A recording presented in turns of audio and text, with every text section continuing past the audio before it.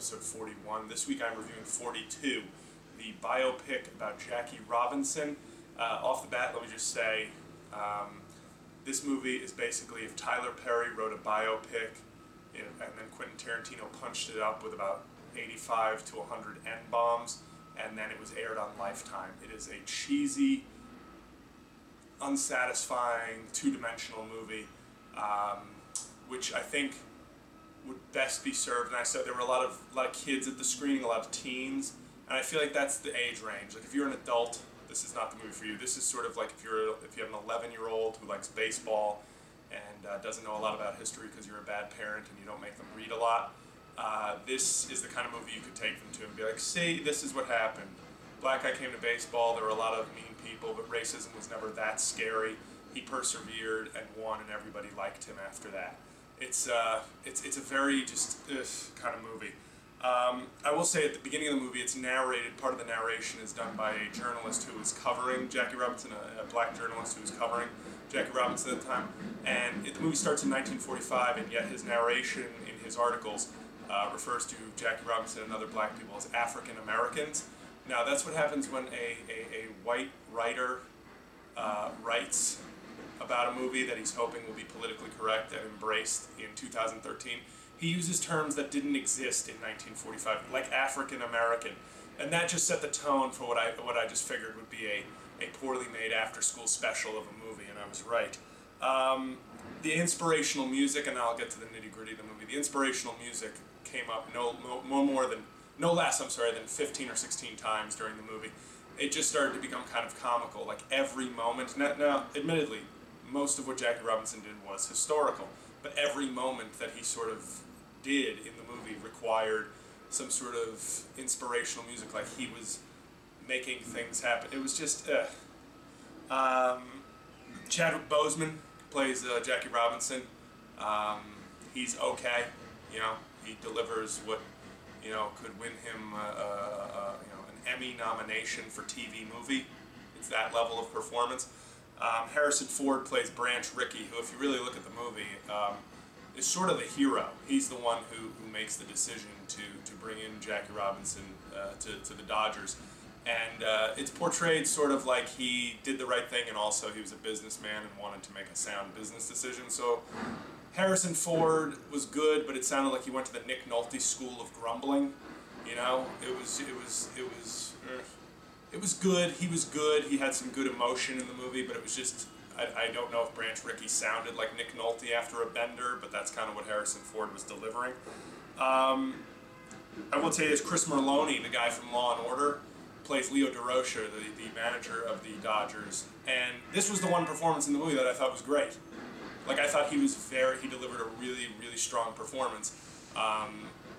So obviously, when he's removed from the movie halfway because he got suspended for banging a Hollywood actress, that sucked, because then the movie lost its best performance. I will say this, racism in this movie is not really that scary. There's only one scene where you kind of fear for Jackie Robinson, and the rest of it is kind of portrayed like, it was inconvenient, it was uncomfortable, and eventually he won everybody over because he was good at baseball, which I doubt was the case. And there's one scene in particular where the actor Alan Tudyk, if that's how you pronounce his name, I loved him in A Knight's Tale, that's all I remember about him. He plays Philadelphia Phillies manager Ben Chapman, and he has a scene where he drops more N-bombs than the entire script of Django Unchained.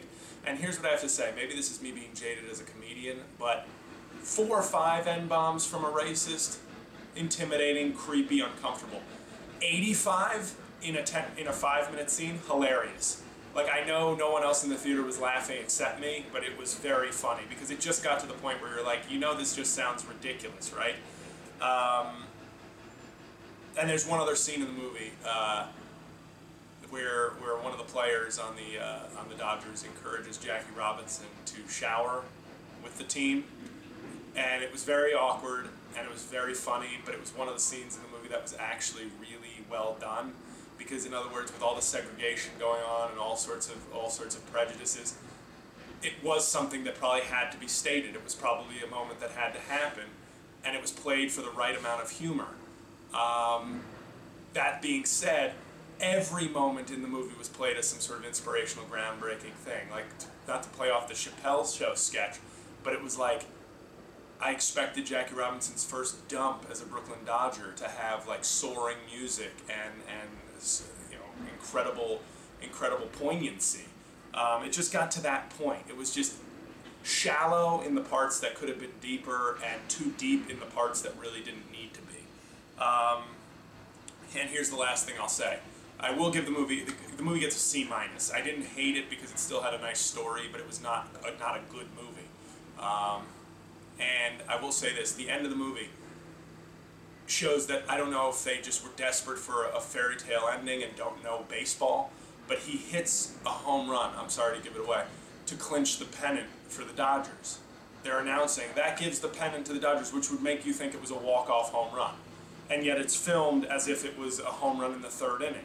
So therefore he couldn't have clinched the pennant if this game is still going on. But they got him trotting slow motion around the bases with the number 42, and it was very poignant and it was wonderful, and it made no sense.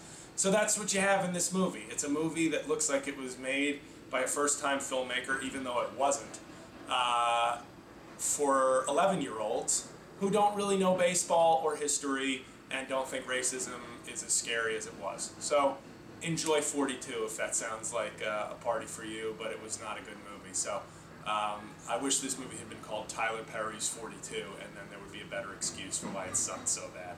So that's it, everybody. That's this week's review. I will be back next week with a review of Tom Cruise's new movie, Oblivion, starring Morgan Freeman as Lawrence Fishburne in The Matrix. Bye, guys. Wanna get the feeling, gotta get the feeling.